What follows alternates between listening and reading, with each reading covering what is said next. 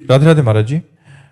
महाराज जी, आप कह रहे हैं कि एक समय पे आप बहुत एक अच्छी अध्यापक थे और कोचिंग सेंटर में पढ़ाते थे और काफ़ी बच्चे भी आपसे पढ़ते थे। महाराज जी, आप कह रहे हैं कि फिर ऐसी नशे की लत लगी कि महाराज जी सब उजड़ गया, और फिर महाराज जी अब ये सुधरना चाहते हैं, बट वो बल नहीं है अंदर कि सुधर पाए, और मतलब नशे से बाहर ही नहीं निकल पा रहे। उससे बड़े कृपा पात्र हो जो आप वृंदावन आ गए हो और कहीं न कहीं हमारे संतों की दृष्टि में आ गए हो। नाम जप करो और देखो आपको बल मिलता है कि नहीं। आप नाम जप करो भगवान का और देखो आपको बल मिलता है कि नहीं। श्री प्रभु का नाम इतना बलवान है, हरि का, किशोरी जी का, कि आप क्या लोग ऐसा हमें बता चुके कि हमने अपने अपने गंदे व्यसन छोड़ दिए, हम अपने गंदे आचरण छोड़ चुके, गंदा भोजन छोड़ दिया, गंदा पेय छोड़ दिया, गंदी बातें छोड़ दी, हम अच्छे मार्ग में चल रहे हैं। 2-2 साल से अच्छे मार्ग में चल के तब हमसे मिलने आए, तो आप तो मिलने आए हो, अब आपको अच्छे मार्ग में चलना ही होगा। आप नाम जप करना शुरू कर दो, आप चिंता मत करो, छूट जाएगी। आप विश्वास कीजिए, नाम जप कीजिए और थोड़ा बचने की कोशिश करो। जो शराब के नशे की आपको प्रेरणा देने वाले हैं, संग करने वाले हैं, आपको पिलाने वाले हैं, उनसे थोड़ा बचिए और नियम लीजिए कि मैं शराब नहीं पीऊंगा। ले सकते हैं नियम? बोलो, मैं श्रीधाम वृंदावन में शपथ खाता हूं कि आज के बाद शराब नहीं लूंगा। श्रीधाम वृंदावन में शपथ लेता हूं, मैं शराब। बहुत, हम तुम्हारा सहयोग करेंगे, चिंता मत करो। हमारा ठाकुर है, बहुत बलवान है, हिलना नहीं।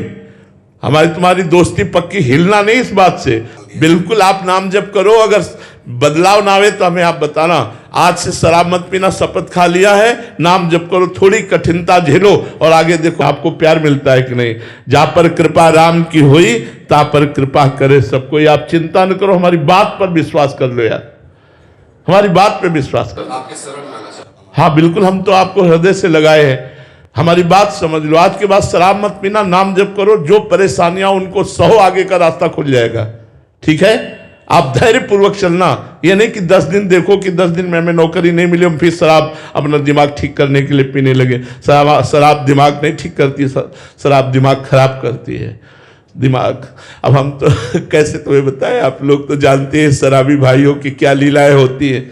हमने एक भाई को देखा वृंदावन में, उस समय परिक्रमा मार्ग कच्चा था, बीच में छोटी सी नाली थी, वो साइकिल से जा रहे थे और हम राधा वल्लभ जी के दर्शन करके रात्रि के 10 बजे लौटते थे। तो हमने देखा वो साइकिल पकड़ करके बार बार झूम रहे थे। तो हमने कहा चक्कर क्या है कि छोटी सी नाली नहीं।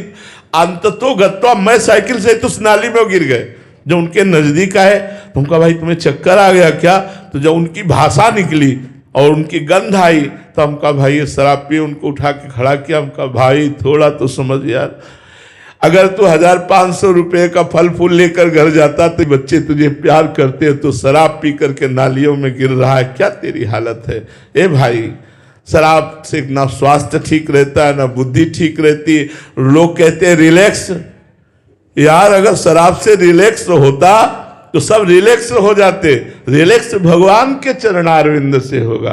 सच्ची कहते हैं, हर कष्ट की दवा, हर बाधा की निवृत्ति, हर उन्नति की प्राप्ति का स्वरूप राधा राधा राधा। मान लो मेरी बात, अगर मान लोगे तो जान जाओगे, जान जाओगे तो निहाल हो जाओगे, और ना मानोगे तो फिर भोगना ही पड़ेगा।